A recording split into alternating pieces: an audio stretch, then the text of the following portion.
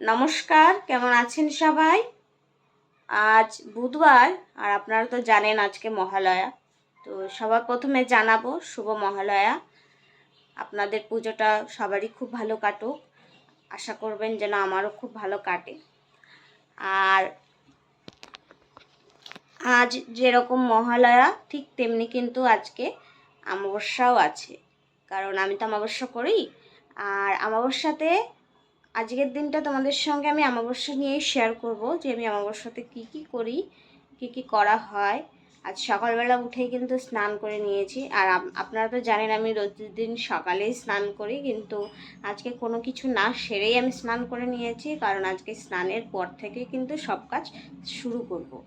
আজকে সকালবেলা বাপি বলল যে ব্রেকফাস্ট বানাতে হবে না, তাই আজকে কোনো ব্রেকফাস্ট ভিডিও দেব না।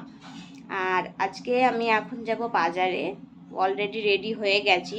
বাজারে যাব, বাজার থেকে পুজোর বাজারগুলো নিয়ে আসব। কিছুই নয়, খুবই সামান্য রকমের একটু আয়োজন করি, সেটাই আপনাদের সঙ্গে শেয়ার করব। আমার ভিডিওটা ভালো লাগলে শেষ পর্যন্ত দেখতে থাকবেন। হ্যাঁ বন্ধুরা, আমি কিন্তু বাজার থেকে এখন চলে আসলাম, আর এখন বাজে 9:52।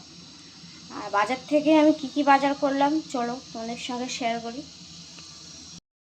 তো প্রথমেই দেখাবো আমি সবজি বাজারটা কি কি করলাম। সবজি বাজারটা আজকে আমি করিনি, মা করেছে।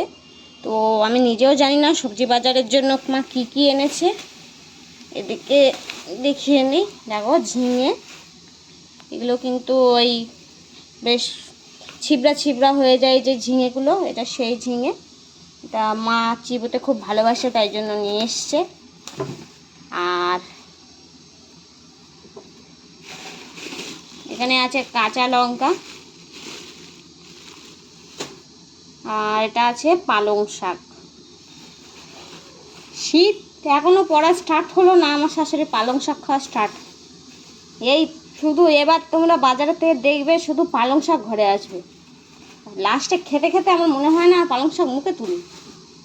চলো এটা বাদ দিলাম, এটা হয়ে গেছে। আর এবার দেখাবো পুজোর জন্য কি কি বাজার করলাম। এখানে আছে 5 রকমের মিষ্টি, আর একটা আজকে এক্সট্রা আছে, সেটা হচ্ছে এই নাড়ুটা, নারকোল নাড়ু।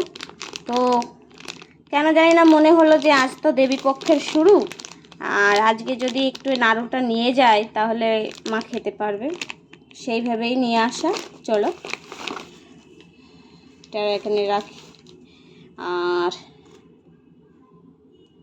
এখানে আছে লেবু, এখানে আছে শসা, এখানে আছে ধূপকাঠি, এখানে আছে ফুল, এটা আছে ময়দা।